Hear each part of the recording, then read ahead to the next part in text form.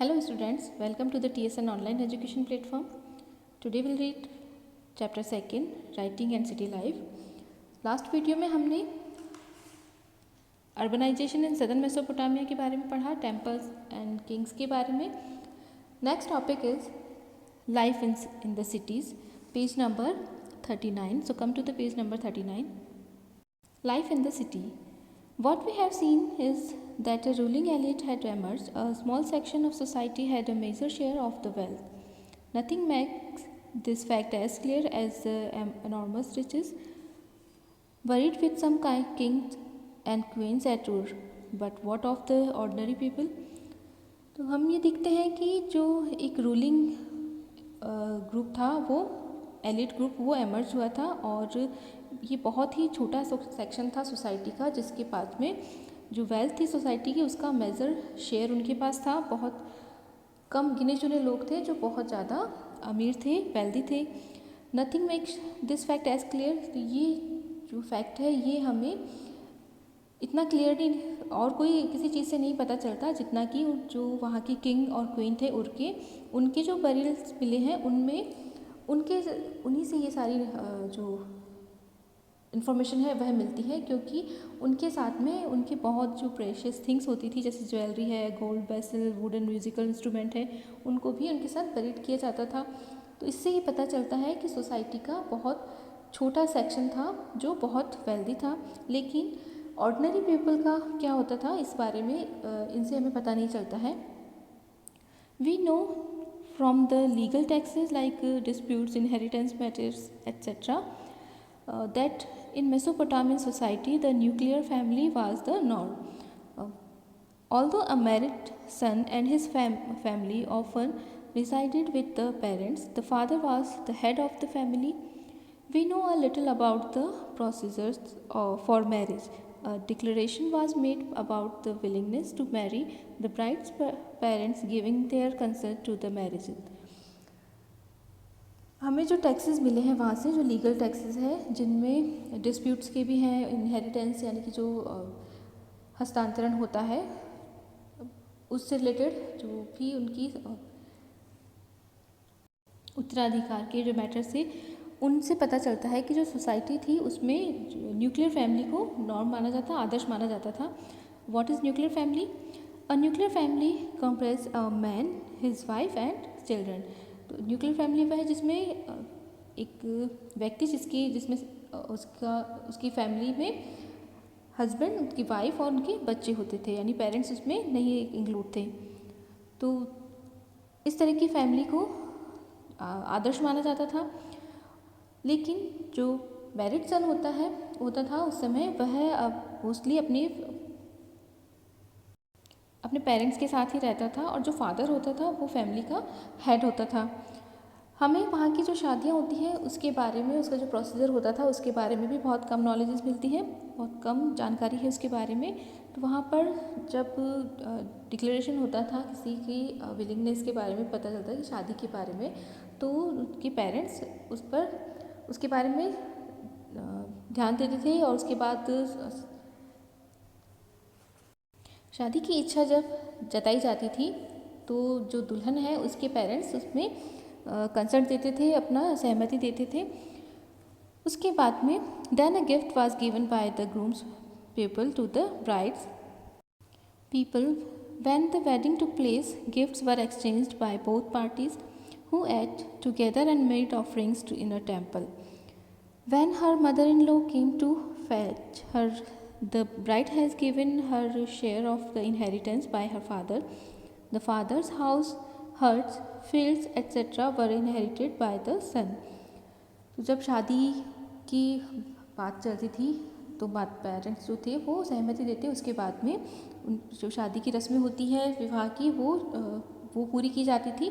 उसके बाद में गिफ्ट्स का एक्सचेंज होता था दुल्हन पक्ष के द्वारा वर पक्ष को, और दूल्हे की जो पार्टीज होती थी या दूल्हे की फैमिली द्वारा वधू पक्ष को गिफ्ट दिए जाते थे. उसके बाद में वे लोग साथ में खाना खाते थे और फिर मंदिर में जाकर भेंट या जो भी ऑफरिंग्स है वो चढ़ाते थे. और उसके बाद में जब दुल्हन को उसकी जो मदर इन लॉ है वो लेने आती थी, तब उसकी दुल्हन के पिता के द्वारा, फादर द्वारा, उसका जो इनहेरिटेंस में शेयर होता है वो दिया जाता था। और वहाँ पर जो बेटे होते हैं उन्हें अपने फादर का जो भी संपत्ति होती थी, चाहे वो घर हो, हर्ट्स हो या फील्ड हो, वो सारे बेटों को मिलते थे। नेक्स्ट लेट्स लुक एट उर, one the earliest cities to have been excavated.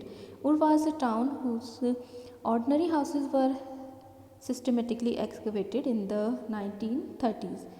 Narrow winding streets indicate that wheeled carts could not have reached many of the houses. Sack of grain and firewood would have arrived on donkey back.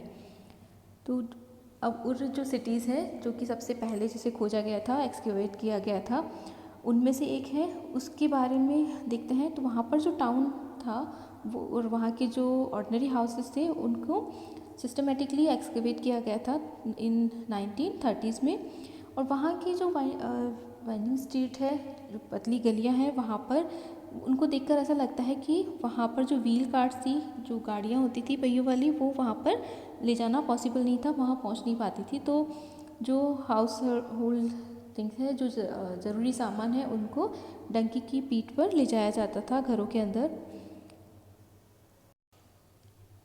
Narrow winding street and the irregular shape of the house plots also indicate an absence of town planning. There were no street drains of the kind we find in contemporary Mohenjo-daro. Drains and clay pipe were instead found in the inner courtyard of the Ur houses, and it is thought that house roof sloped inward and rainwater was channeled via the drain pipes into sumps in the inner courtyards. This would have been a way to prevent the unpaved streets from becoming excessively slushy after a downpour. तो जो narrow winding street थी, बहुत ही पतली सकरी गलियाँ जो थी वहाँ पर, और उनका स्ट्रीट और जो हाउस प्लॉट्स थी उनको देखकर लगता है कि वहाँ पर जो हाउस प्लानिंग है, टाउन प्लानिंग है, उसका वो बिल्कुल भी नहीं थी, एब्सेंट थी वहाँ पर। और जो ड्रेनेज सिस्टम था, जो कि हमें उसी के कंटेम्प्रेरी जो मोहनजोदाड़ो था उसका समकालिक हड़प्पा और मोहनजोदाड़ो, जो कि मेसोपोटामिया के ही टाइम पीरियड का था, वहाँ पर जो ड्रेनेज सिस्टम देखने को मिलता है उसका यहाँ पर पूरी तरह से अभाव था, एब्सेंट था यहाँ से। तो यहाँ पर जो ड्रेनेज पाइप थे वो इनर कोर्टयार्ड की तरफ मिले हैं, जो जिससे जो रूफ थी उसका जो स्लोप था वाटर का वो अंदर आंगन की तरफ था, और उसी से जो पाइप थे वहाँ से वो बाहर की तरफ जाता था पानी। उससे ये पता चलता है कि जो स्लोप था छत का उसे इस तरह से बनाया जाता था ताकि जो पानी है वो घर के अंदर के जो कोर्टयार्ड है उसी में एक सम्प बना होता था जिसमें सारा पानी इकट्ठा होता था। Now what is sump? A sump is a covered basin in the ground into which water and sewage flow. एक इस तरह का गड्ढा बोल सकते हैं बना होता था जिसमें जो भी गंदगी है और सीवेज है और वाटर उसमें इकट्ठा होता था। ये बना होता था कोर्टयार्ड के सेंटर में, इनर कोर्टयार्ड में बना हुआ होता था। तो इस तरह से जो पानी होता था वो घर से बाहर नहीं जाता था, जिससे कि जो गलियों में गंदगी होती है बहुत मूसलाधार बारिश के बाद में, डाउनपोर्स के बाद में, वो बच जाता था। वहाँ पर गलियों पे गंदगी नहीं होती थी क्योंकि जो भी पानी होता था वो घर के बीच सेंटर में बने हुए जो सम्प होते थे वहाँ पर चला जाता था। Next, yet people seem to have swept all their household refuse into the streets to be trodden underfoot. This made streets level rise, and over time the thresholds of houses had also to be raised so that no mud would flow inside after the rains. Light come into the rooms not from windows but from doorways opening into the courtyards. This would also have given families their privacy. There were superstitious about houses recorded in Oman tablets at Ur. A raised household brought wealth. A front door that did not open towards another house was lucky. But if the many main wooden door of a house opened outwards, the wife would be a torment of her husband. वहाँ पर जो हमने drainage system देखा तो उससे जो street थी वो तो गंदी नहीं होती थी, लेकिन जो लोग थे वहाँ के वो अपने घर का जो रिफ्यूज़ होता था उसको स्ट्रीट में फेंक देते थे घर का इकट्ठा करके, जिससे जो गलियाँ थी, स्ट्रीट थी, वहाँ चलने वालों के पैरों में वो रहता था रिफ्यूज़, और उसकी वजह से जो स्ट्रीट का लेवल था वो बढ़ जाता था, उसकी ऊंचाई बढ़ती जाती थी।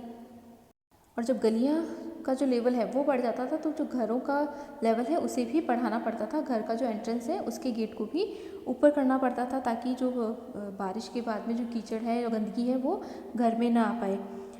और घर इस तरह से बने हुए थे कि जो सनलाइट है वो विंडो से नहीं बल्कि जो डोर्स होते थे उनसे आती थी रूम्स में, और जो ओपन होते थे रूम वो सेंटर में कोर्टयार्ड से उसमें ओपन होते थे और वहाँ से उनमें रोशनी आती थी। और इस तरह विंडो नहीं रखने की वजह से जो प्राइवेसी होती थी फैमिली की वो भी बनी रहती थी। साथ ही वहाँ पर कई सारे सुपरस्टिशियस थे, बहुत से वहम लोगों के थे, जैसे एक ओवन टैबलेट मिली है जिसमें लिखा हुआ है, जो उर्स से मिली है, उसमें लिखा हुआ है कि जो डोर है वो अगर ऊंचाई पर बना हुआ हो तो उससे जो वेल्थ होती है वो आती है घर में। और उसके साथ ही जो वुडन डोर है वो सामने की तरफ, किसी के घर के सामने नहीं खुलना चाहिए, बल्कि एक दूसरे के सामने ओपन होता हुआ डोर नहीं होना चाहिए, वरना इससे जो सौभाग्य है या जो लकी है वो लक ख़त्म हो जाता है। बल्कि अगर आपका जो मेन गेट है वो ऐसी जगह पे खुल रहा है जहाँ दूसरे के घर का व्यू नहीं दिखता आपको, तो ये आपके लिए लकी होता है। और इसके साथ ही एक और मान्यता थी कि अगर किसी के घर का दरवाज़ा वुडन डोर है वो बाहर की तरफ खुलता है तो जो वाइफ होती थी उस पर्सन की वो एक टॉर्मेंट के जैसे वर्क करती थी, यानी उसके लिए टॉर्मेंट बन जाती थी, उसके लिए दुख का कारण बनती थी। There was a town cemetery at Ur in which the graves of royalties and commoners have been found, but a few individuals were found buried in under the floors of ordinary houses. तो वो एक cemetery मिली है, कब्रिस्तान मिला है उर में, जो कि जो रॉयल्टी है, रॉयल फैमिली है उनके, और जो कॉमनर्स हैं, साधारण लोग, उनके लिए बना हुआ था, लेकिन कुछ इंडिविजुअल बरीड भी मिली है जो नॉर्मल जो हाउस थे उनके फ्लोर के नीचे, ऑर्डिनरी हाउसेस के घरों के आंगन में भी इस तरह कुछ इंडिविजुअल बरीड मिली है, कब्रें वहाँ पर भी मिली है। नेक्स्ट जो टॉपिक है वो देखेंगे हम अगले वीडियो में।